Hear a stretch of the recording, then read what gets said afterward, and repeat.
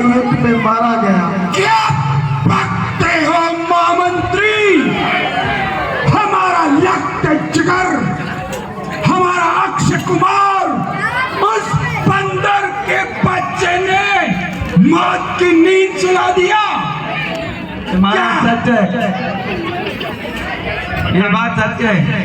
उस बंदर ने बच्चे ने आपको भाई को मार डाला। बेटे मेघनाथ, पिताश्री, मैंने आपको पहले ही कहा था कि मुझे जाने दीजिए। ये जो बंदर है ना, वो बहुत मायावीन होते हैं, लेकिन आपने मेरी बात नहीं सुनी तो मेरा भाई प्रिय अक्षय युद्ध में मारा गया।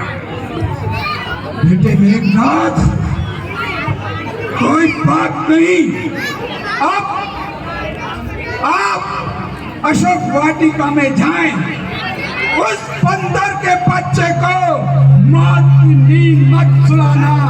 हम भी देखना चाहते हैं कि लंकेश के पुत्र को मारने वाला कैसा है। जाओ, उस बंदर के बच्चे को पकड़ के हमारे सामने पेश करो। ऐसा ही होगा पिताश्री। इंद्रजीत, गलती में मत रहना। जो तुम छोटे छोटे कह रहे हो ना, अरे जब वक्त आता है तो वो इतने बड़े हो जाते हैं तो पहचानना मुश्किल हो जाता है। ये बंदर कोई मामूली बंदर नहीं, ये प्रभु श्री राम भक्त हनुमान है। आप वो तो मैंने अपने पिताश्री से भी कहा था। ये जो बंदर है ना, बहुत ही मायावीन होते हैं, लेकिन मेरे पिताजी ने एक भूल की। उसने मुझे न भेजकर अक्षय कुमार को भेज दिया। ठीक है, जो भी हुआ वो हो गया, लेकिन आज ये संसार यही कहेगा कि एक इंद्रजीत ने एक बंदर का वध कर डाला। अरे इस संसार में अगर कोई कहेगा तो वो सिर्फ एक ही बात कहेगा, प्रभु श्री राम, जय श्री राम। राम का नाम तो बाद में लेना बंदर, पहले मुझसे युद्ध तो कर, देखो तुम्हारे बाजों में कितना दम है। ये भी आपकी तपस्या पूरी कर देते हैं हम।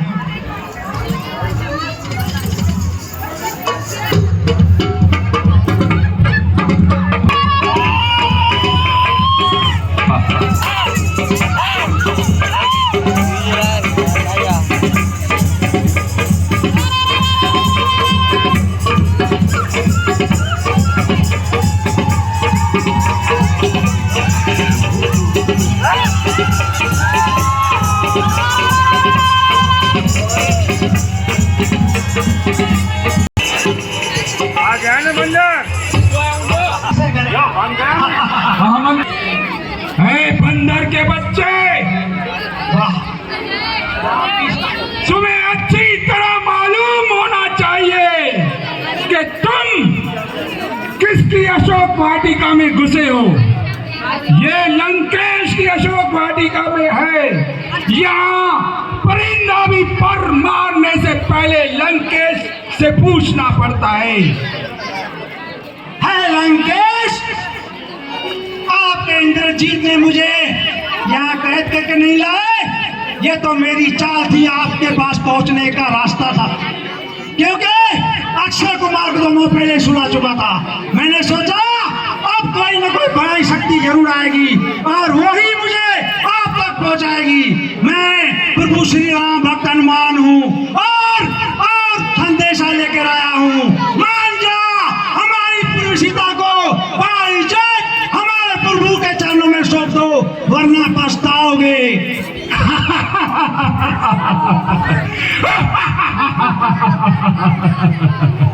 अरे बंदर के बच्चे, तुम्हारे राम ने तुझे ये संदेशा दिया है कि जाके तुम रावण को ये सुना दो, ऐ लंकेश, अपने मुंह में तीन का दबा के हमारी शरण में आ जाओ। हम यही बात तुम्हारे मुंह से सुनना चाहते थे, हमें मालूम था।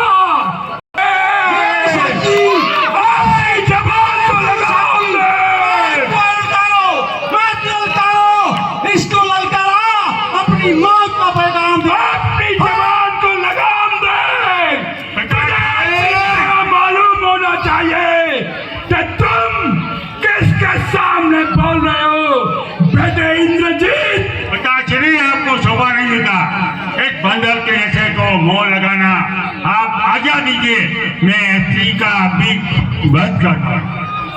अरे जो लंका में आकर इतना मामूली सा बंदर लंकेश को ललकाता है, वो कोई मामूली नहीं, बहुत दूर है। तुम्हें मालूम होना चाहिए कि तुम समझते हो कि मैं समुद्र के उस पार रहता हूँ और मेरे पास कोई पहुंच नहीं सका, लेकिन हमारे पास वो शक्तियां हैं कि पूरे समंदर को पलवल बना के हम आपकी लंका पर पहुंच सकते हैं। पिताश्री, कहो बेटे मेघनाथ। ये यहाँ एक शांति दूत बनकर आया है। मेरे हिसाब से इसका वध करना उचित नहीं होगा। अगर आज इसका वध कर डालेंगे, कल हमारे ऊपर सारा संसार थूक थूक करेगा कि एक राजा लंकेशपति ने एक बंदर का वध कर डाला। ऐसा कोई उपाय बताएं जिससे इस बंदर को बहुत बड़ी सीख मिल जाए। बेटे मेघनाथ, आपकी बात सही है।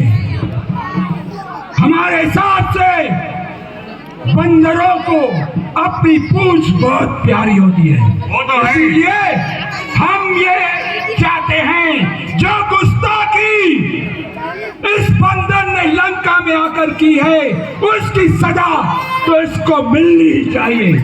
हम ये चाहते हैं, इसकी पूंछ चढ़ा के इसके तपस्वी के पास भेजा जाए। पूंछ चढ़ाने का प्रबंध किया जाए। अगर तुमने मेरी पूंछ जलाई तो पूरी लंका जल जाएगी। अरे ऐसी तो हमें हजारों लंका बना देंगे बंदर, अभी तो हमें जलना ही होगा। अभी तुम कहीं जाना है, बंदर को नहीं पहचाना तुम्हें, इसकी पूंछ का तुम्हें जलाने का शौक है। चंद्र की रामचंद्र की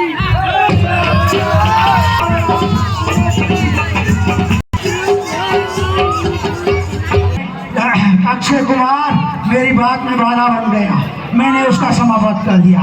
उसके बाद इंद्रजीत आया, उसने मुझे ललकारा और मेरी पूंछ जलाई, लेकिन मैंने उसकी पूरी लंका जला दी।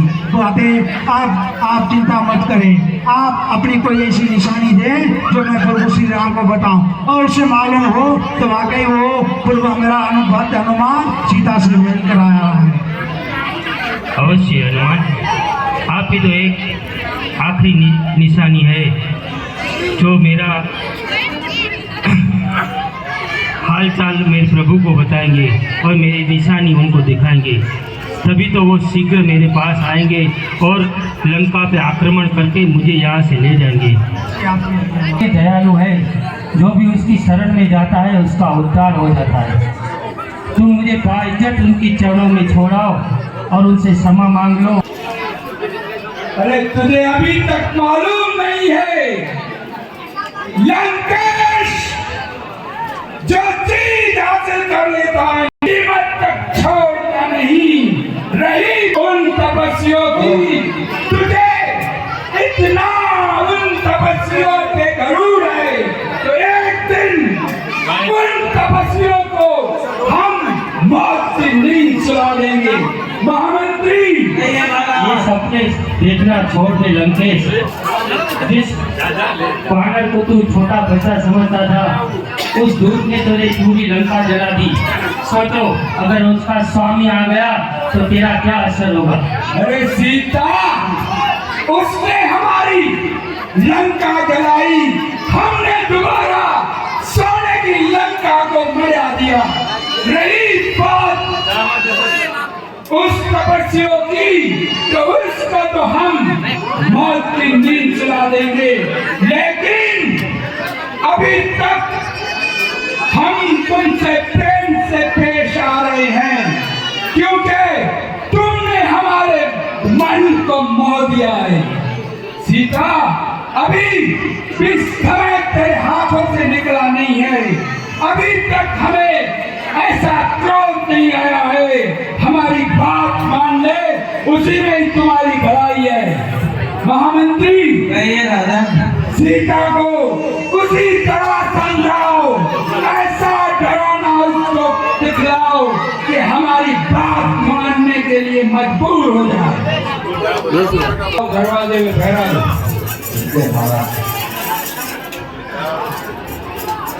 जय शंकर महामंत्री। राधा श्री को प्रणाम।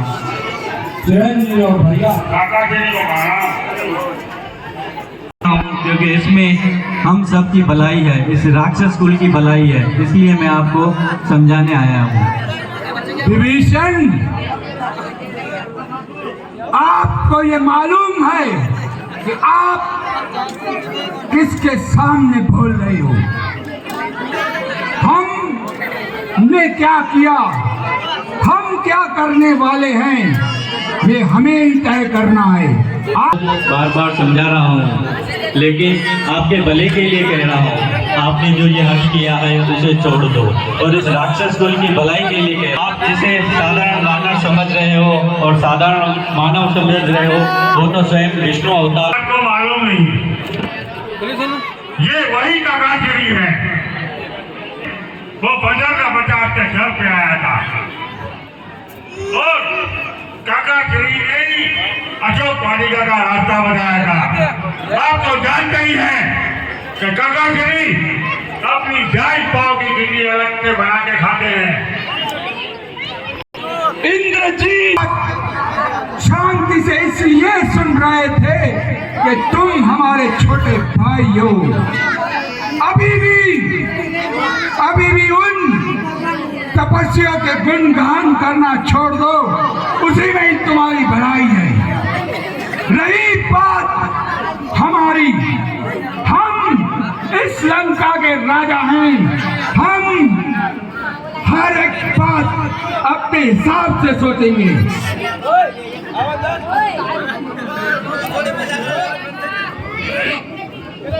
राधाश्री, कृपया शांत हो जाइए।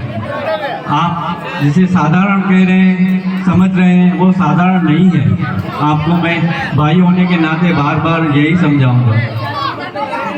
तुम ये कह रहे हो वो साधारण नहीं, तो तुझे हमारी लंका में रहने का कोई अधिकार नहीं। चला जा हमारी नजरों से दूर, उस तपस्या के शरण में चले जाओ।